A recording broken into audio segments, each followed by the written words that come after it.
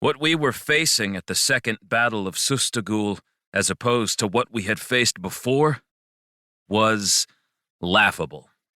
I know, recycle due to lack of motivation, but facts are facts, and all of it, everything coming at us from out there beyond the cracked and broken walls, overrun with terrors from the desert, was like a raging fever in my brain as I beat the living hell out of the orc we'd taken prisoner that morning.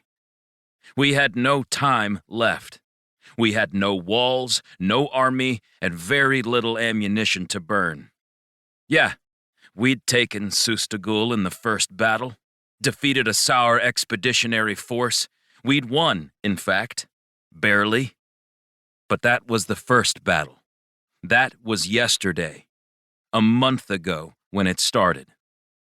As they say in Ranger School, yesterday doesn't count. Now, the battle in the port, for the walls, the deaths, it felt like 10 years easy. And some days I felt as Old Man Sims looked when some quiet moment caught me unawares and hammered me with stuff I needed to settle up. Chief Rapp calls it grief. He also said there would come a time for it, but now wasn't it. Now we were surrounded, knee-deep in expended brass, at times down to pickups and knuckles, knives out to save rounds, and more of the enemy marching toward the wall every new day. But it would come. The grief. The Rangers at the Second Battle of Sustugul were out of tricks and surrounded. That is the situation.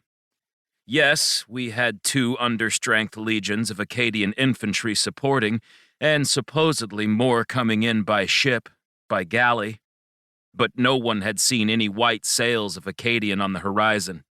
And now the air was hot and windless, and what wind did come sweeping through the piles of death that surrounded the city came up from the dead-smelling south, or what the map calls the desert of black sleep, the river of night, once called the Nile. That hot dragon's breath of foul-smelling corpses pushed against us and off and out to sea, and you didn't need to be one of those faithful Portugonian sailors to know that whatever galleys were coming with more desperately needed Akkadian legionnaires for the walls, we were losing by the hour, or even the Smodge's supply train from the forge, we're going to have a hell of a time coming into port against those hot devil winds coming up from the south.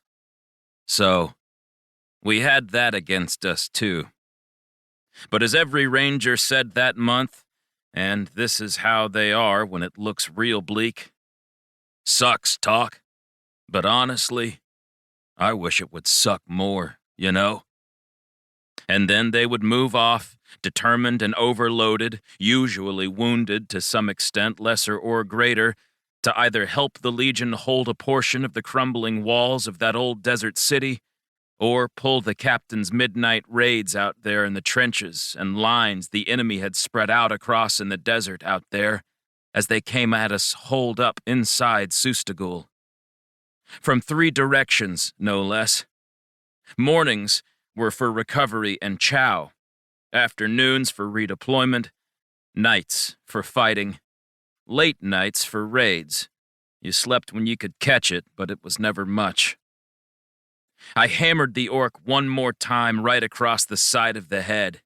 Knock some sense into him, I almost grunted. It was late afternoon. We needed intel. Little time, really none, left to redeploy to whatever portions of the wall were gonna get hit hard tonight. "He gonna talk, 'cause we're running out of time," muttered Tanner from the side of his face that was still human. "He's turning into a corpse a little more every day, my friend. No one cares anymore. He's Tanner. In fact, everyone smells like death here in Sustugul, and it's something you try to ignore, except Jabba going on and suddenly getting all goblin religious about it all.